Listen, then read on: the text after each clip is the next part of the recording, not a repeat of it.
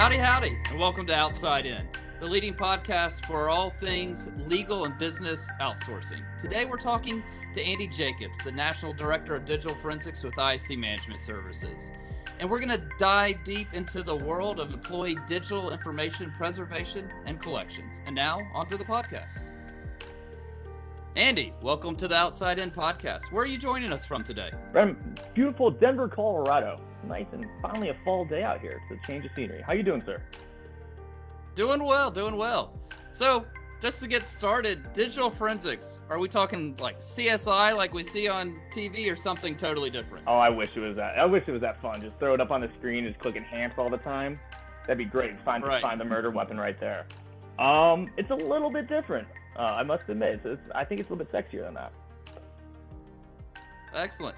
So I think a lot of people are familiar in the litigation support world of collections and digital collections, and obviously that's part of digital forensics. But can you really tell us what digital forensics is? Absolutely. I like where you start with, the collection of it, the preservation of that data.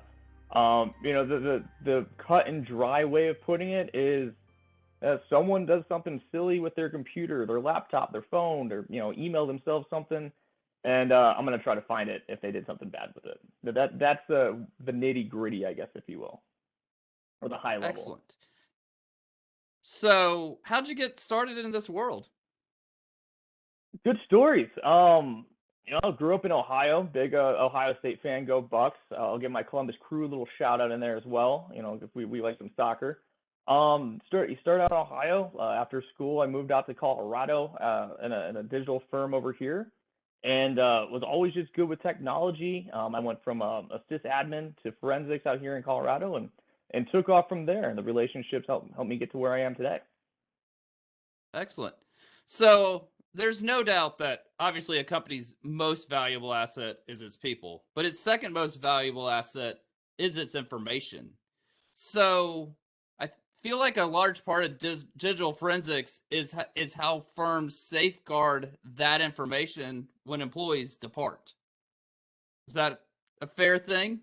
We love the employee departures because everyone thinks that some people think they're sneaky, some people just don't know. Everyone wants, I worked really hard on this document, this PowerPoint, this giant presentation. I want to show it off to my next company. Maybe they'll hire me because of it. Or some people are like I said, trying to be sneaky. The people are great, but that data, that work, that proprietary information is what keeps the economy going. So how do companies safeguard that information? A few different ways. That's the internal security before I'm ever even involved. It's the making sure that people only have access to specific things. Could you imagine if a new employee somehow had access to the CEO's mailbox, shared folders?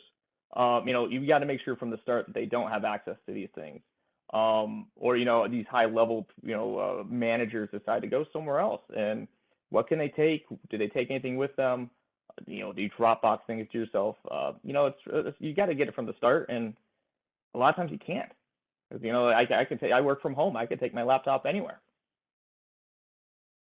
Excellent. So how do you help companies safeguard that information, or at least find out what has been compromised? We always recommend, and you hit on it right off the bat, is the collection of that data. When in doubt, preserve it. And we have clients that let us, we'll preserve data anytime upper management or management leaves. We'll hold on to it for 6 months. If anyone goes somewhere else, they'll say, "Hey, Andy, we need to take a look at evidence number X, Y, and Z." They just went to a competitor. We had no idea. So we'll go and take a look. So right off the bat, I say preservation is one of the biggest things you can do because you can always get rid of it later. It's how that data looked in that point in time. When they do go and ask to look, I'll go and check for, say, USB history. Did they Dropbox? Personal emails. Where could this data have moved, and what do they have access to? It's kind of a fun little rabbit hole. So I just want to make sure I get this right. I got a document on the company network, and I drag it over to my personal Dropbox. You're able to tell that happened. I'll go in and look and see when that last time that the app was open. We'll look at your web browser if it's app based or client based, right? Or Okay. web based or client based. We'll see that Brad had Dropbox open. We will look at those audit logs. We see that the hash number, which is the fingerprint of the file, was uploaded this time. Usually the court will then give me a document or give you a document and say, hey Brad, you need to turn over your personal laptop to Andy. I'll go in and see that you pulled it down on this time, deleted it at this time, and moved it on a flash drive at this time. Holy cow. We could go full circle. So obviously that's just talking about our network, but it's my understanding that it goes beyond just files and emails, but y'all have the ability to look at what people are doing on social media, on text on their phones and stuff like that. Phones are fantastic. I mean, everyone's on their phone anymore, right? It's a port. I remember in high school and grade school, you'll never have a computer in your pocket. You need to know all this math, and now it's I have a computer in my pocket. We send emails from it, like you said, social media from it. A phone is fantastic for data. Everything's there. So we'll pull those text messages. There's some cases where people leave. They'll tell their friends what they're doing, their colleagues. They'll poach internally before they leave, and drag people along with them. We'll find that in text messages, deleted pictures. Social media is great because everyone's on it now. You'll see it all the time. Someone's talking, the prize, the fantastic employee at work, and then going out and saying something stupid. Or I think one of my favorite was someone claimed that they got hurt at work, and then they went snowboarding the next day, and we pulled all their social media, like, look, they're having fun, on a broken leg apparently. It's everything's out there. You can always find it. Wow. So it's all out there, but if I delete it, is it deleted?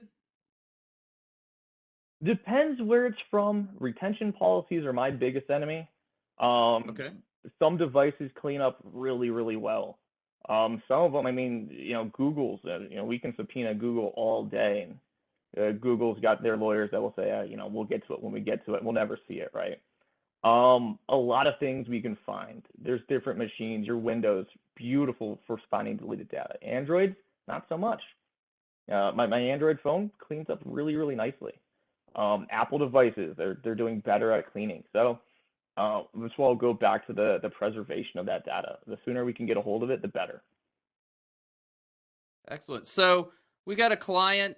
They've they need to do some collections, some digital forensics on a couple of laptops and stuff. Can you walk us through kind of how that process works?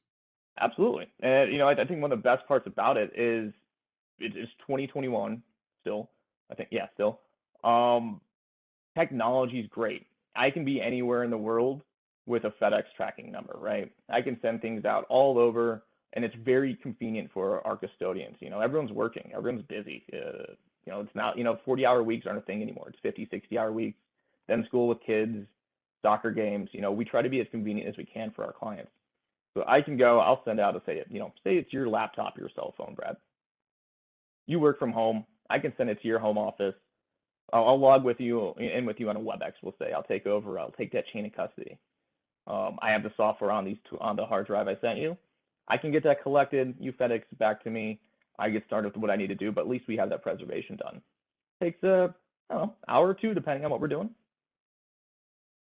Excellent. When is that handoff from digital forensics to e-discovery? At what point does that take place?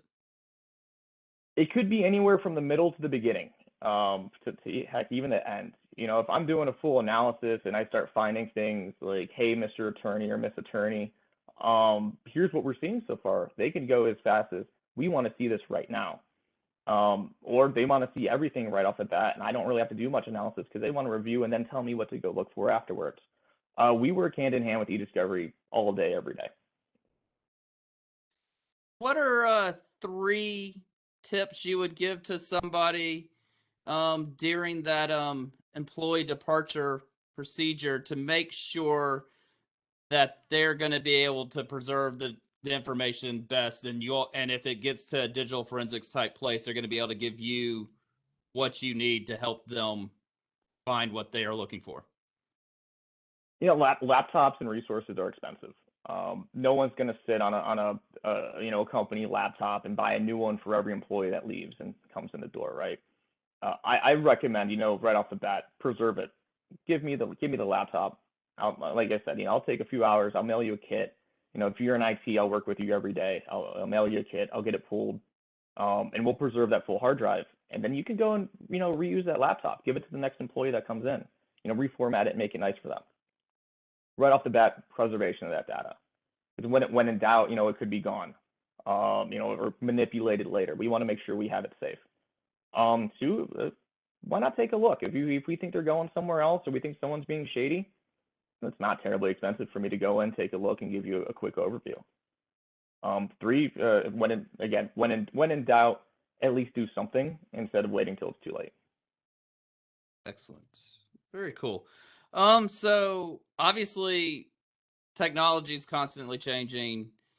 Your world's changing. I'm sure it's very different in 2021 than it was in 2020 and 2019. Where do you see the future of digital forensics going as it plays part of this information chain? It's going to get complicated. We're seeing phones now with 1 terabyte, storage capacity. That new iPhone per se, cloud-based everything, right? I mean, you can sync up my Google account. If you have an iPhone, if you send a message on it, you can pull it up on your iPad, your laptop. Everything's getting more connected, and with more remote work, the stuff it's in more places, right? It's not just sitting in the CEO's office on his laptop because he never leaves. People are working anywhere. You can go on vacation and work on a phone.